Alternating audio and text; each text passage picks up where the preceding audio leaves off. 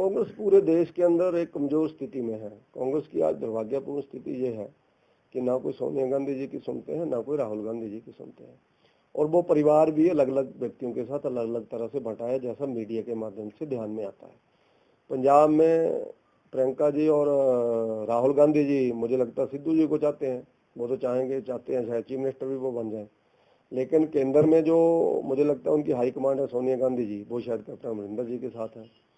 तो ऐसा कांग्रेस सब जगह है। हिमाचल प्रदेश में भी कांग्रेस के इन तीनों नेता जो एक ही परिवार के हैं, कौन किसके साथ है मुझे लगता है वो कांग्रेस ज्यादा जानती होगी।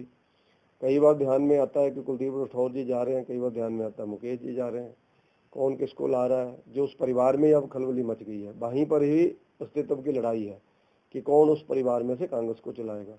तो इसलिए जो कांग्रेस का अंदरूनी मामला है, इसमें क्या करना है, कांग्रेस को करना है, सिद्धू जी के बारे में, अन्य लोगों के बारे में, ये कांग्रेस का अंदरूनी मामला। कांग्रेस को देखना है कि देश को कहाँ लेकर के जाना और पार्टी को कहाँ लेकर के जाना। कांग्रेस के लोग तो लोकसभा के जब चुनाव थे तब भी बोल रहे थे कि अब हम लोग सबक सिखाएंगे इनको, और कांग्रेस के लोकसभा के चुनावों में ऐसी हार मिली, मुझे लगता है साल भर उनकी जुबान नहीं बाहर निकली। सब लोगों की लगभग जमानतें जब्त होने से बची इन लोगों की। 68 सीटों में भारतीय जनता पार्टी जीत करके आई, और हिमाचल प्रदेश में, हिंदुस्तान में वोट परसेंटेज में भारतीय जनता पार्टी पहले नंबर पर हिमाचल प्रदेश के अंदर रही। उसी तरह से फिर इसके चुनाव आए, आपकी पंचायतों के चुनाव आए। पंचायतों के चुनावों में भी कांग्रेस ने कहा कि बीजेपी से लोगों का मोह भंग हो गया है। पंचायत चुनावों में चाहे हमारे नगर निकाय के चुनाव थे, चाहे हमारे नगर परिषदों के चुनाव हुए, नगर पंचायतों के चुनाव हुए, ग्राम पंचायतों के चुनाव हुए, जिला परिषद के और ब्लॉक डेवलपमेंट कमेटी के चुनाव हुए, इन सब के निष्कर्ष में अगर आप लोग जाएंगे तो भारतीय जनता पार्टी मेजोरिटी में सीटें जीती, और अच्छे मार्जिन से जगह जगह पर हम लोग जीत करके आए। और इसी तरह से दो पहले उपचुनाव धर्मशाला और प्रसाद का हुआ था, तब भी कांग्रेस ने बहुत जोर लगाया कि वो विधायक कोई जीत जाए। तो कांग्रेस की धर्मशाला में तो जमानतें जब्त हो गई। ये हिमाचल के लिए, कांग्रेस के लिए भी बड़ा चुनौतीपूर्ण विषय है कि उनकी धर्मशाला में जमानत जब्त क्यों हुई। एक नेशनल पार्टी और हिमाचल में सरकार में रही हुई पार्टी, और उनकी एक प्रतिष्ठित सीट के ऊपर जमानत जब्त हो जाए, इसका जवाब उनको पहले अपने आप से लेना चाहिए। तो कांग्रेस किस तरह से बिखरी हुई है, बंटी हुई है, और बिना नेता के और बिना नीति के आजकल चल रही है, तो उसके नाते कांग्रेस से कोई उम्मीद नहीं है लोगों को। लोग भारतीय जनता पार्टी में उम्मीद रखते हैं। जयराम ठाकुर जी जैसा नेतृत्व, एक शरीफ और ईमानदार व्यक्ति, जो हर क्षेत्र में पिछले 3 वर्षों में हर विधानसभा में कम से कम 2 बार जाकर के आए, कम से कम 2 बार, 4-5 बार टूर भी उनका हो गया। इतना सघन दौरा शायद ही किसी मुख्यमंत्री ने किया होगा। अपनी समर्थक के अनुसार हर मुख्यमंत्री चाहते हैं कि वो हर जगह जाए, हर गांव में जाए, हर क्षेत्र में जाए, लेकिन फिर भी जितना नौजवान होने के नाते उन्होंने मेहनत की और सब जगह गए। अगर कोरोना काल बीच में नहीं होता तो मुझे लगता है मुख्यमंत्री जी के 4-4 दौरे हर विधानसभा क्षेत्र के हो जाते। और जब मुख्यमंत्री जी जाते हैं तो विकास की वहाँ गंगा चलती है, वहाँ पर पैसा जाता है, इसीलिए मुख्यमंत्री जी वहाँ पर जाते हैं। तो उसके नाते उन्होंने डेवलपमेंट की है, और एक अच्छी गवर्नमेंट हिमाचल में चल रही है। तो मुझे लगता है कि अभी जनता भारतीय जनता पार्टी के साथ खड़ी है, और इन 4 चुनावों में भी भारतीय जनता पार्टी को जनता आशीर्वाद देगी, ऐसा मैं विश्वास व्यक्त करता हूँ। हिमाचल प्रदेश में आजकल उपचुनावों का जो जोर है वो धीरे धीरे आगे बढ़ रहा है।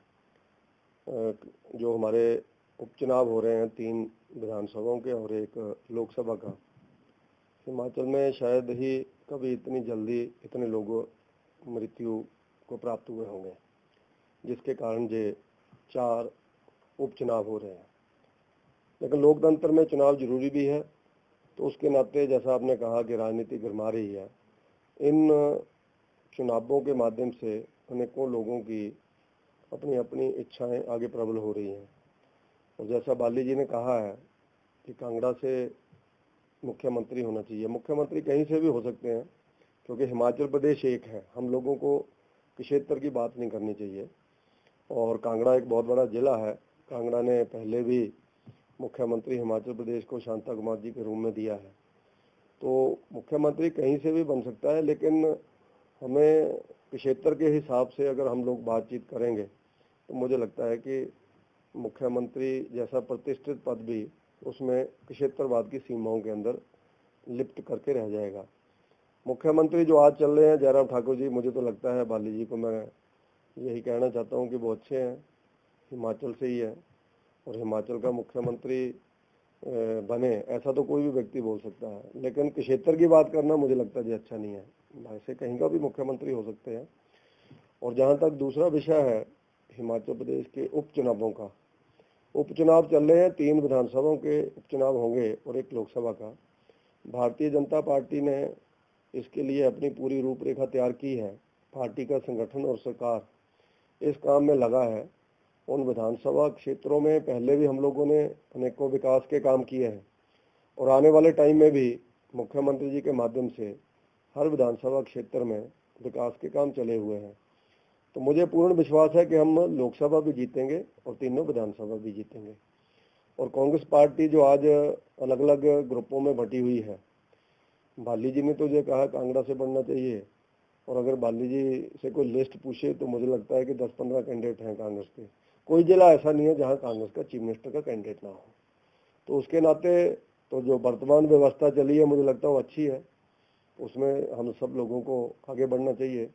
जयराम जी प्रदेश के एक अच्छे मुख्यमंत्री के रूप में काम कर रहे हैं और आगे भी भारतीय जनता पार्टी जीतेगी और जयराम जी के नेतृत्व में हिमाचल प्रदेश का जैसा चहुमुखी विकास चंबा से किन्नौर तक और इसी तरह से सिरमौर से इधर सारे क्षेत्र में जो विकास का काम चला है लाहौल स्पीति तक, उस काम को हम लोग आगे बढ़ाएंगे।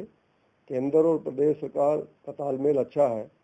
मोदी जी के माध्यम से अनेकों प्रोजेक्ट्स हिमाचल प्रदेश में आए हैं। शायद इतने प्रोजेक्ट्स किसी प्रधानमंत्री ने हिमाचल प्रदेश को दिए हों जितने 7 वर्षों में माननीय नरेंद्र मोदी जी ने हिमाचल को दिए हैं। तो हिमाचल की राजनीति क्षेत्रों में ना बंट करके अच्छे व्यक्ति के साथ जुड़ी होनी चाहिए, और अच्छा व्यक्ति कोई भी हिमाचल प्रदेश में हो तो मुझे लगता है हिमाचल की सोचेगा। तो उसके नाते हिमाचल में भारतीय जनता पार्टी काम कर रही है और अच्छा कर रही है, संगठन में भी सरकार में भी। इसी कारण से हम लोग चारों चुनाव जीतने की स्थिति में और हम लोग जीतेंगे।